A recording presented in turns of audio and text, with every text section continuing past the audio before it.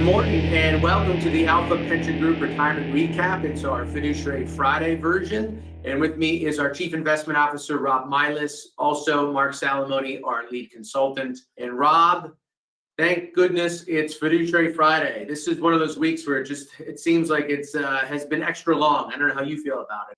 That's right, Rich. I think there's optimism around tax policy remaining relatively calm.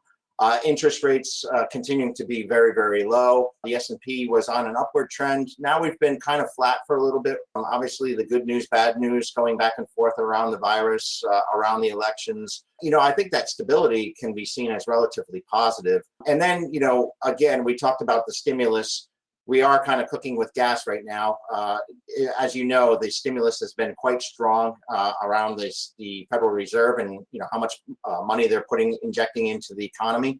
And that has been significant lately. Last week, they injected $63.5 billion in 1 week. Thanks, Rob. Interesting as always. And Mark, I'm going to turn it over to you to talk about something that you should talk about, part-time workers. Why don't you tell us what this means for us? So part of our Fiduciary Friday is to update you on legislation and things that are interesting in retirement plans. And one piece of legislation that I think frankly got forgot about because of everything that's happened this year is the SECURE Act. SECURE is an acronym for Setting Every Community Up for Retirement Enhancement. And part of its mission was to try to provide retirement plan access to participants in companies that might not be full-time. And starting next year, in 2021, participants that log hours between 500 and 999 hours during the year, so typically part-time employees, if their retirement plan previously excluded them because they didn't meet the eligibility requirements, well, if they're able to do that 3 years in a row, 2021, 2022, and 2023, well, beginning in 2024, they can start contributing to their retirement plans. So part of this, and what's good for employers to know, is that these part-time participants are not people that they have to match. If they can't afford to do so, the good news is it's just making them eligible for the retirement plan to start making their own deferrals.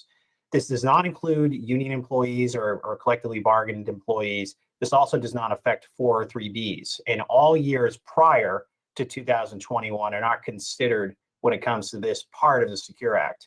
This is great news for participants. They're looking for ways to save money for retirement. And there's going to be a lot of things that have to change on the record keeper side and third-party administrator side. So you're going to see a lot of communication about this starting in 2021. It'll be important to track those hours starting next year. So good news for people that are looking to put money away, and this is a good part of this legislation. Hey, Mark, one other thing that I think is interesting about this, not only do they have the discretion whether they can match or not, these part-time workers do not count towards the compliance testing, which was one of the aspects of this that I think gave some people anxiety, but that's been carved out, so no issues there. So great stuff. And before you call it a day, Mark, why don't you stick around? I have a couple of things to talk about which you might find interesting with ESG investing. So ESG investing, environmental, social, government investing, we've talked about this a lot, also referred to sometimes as green or just social investing. Well, there's been a lot of talk about this and a new rule that has been published. And there's been some changes with that. So it comes into effect at the beginning of January. And it's probably one of the last things the current administration is going to do as it relates to retirement plans.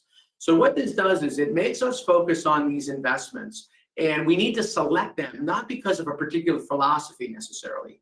We need to pick them because they're actually good investments. In other words, they need to conform with your investment policy statement and then be good funds that might align with your philosophy.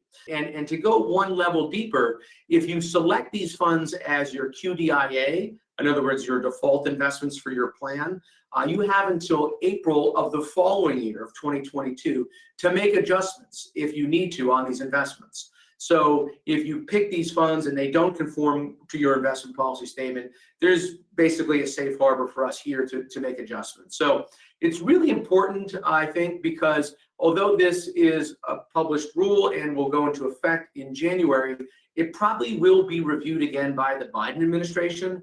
Whether it changes a lot or a little or at all is to be seen, but definitely something we should be cautious and aware of.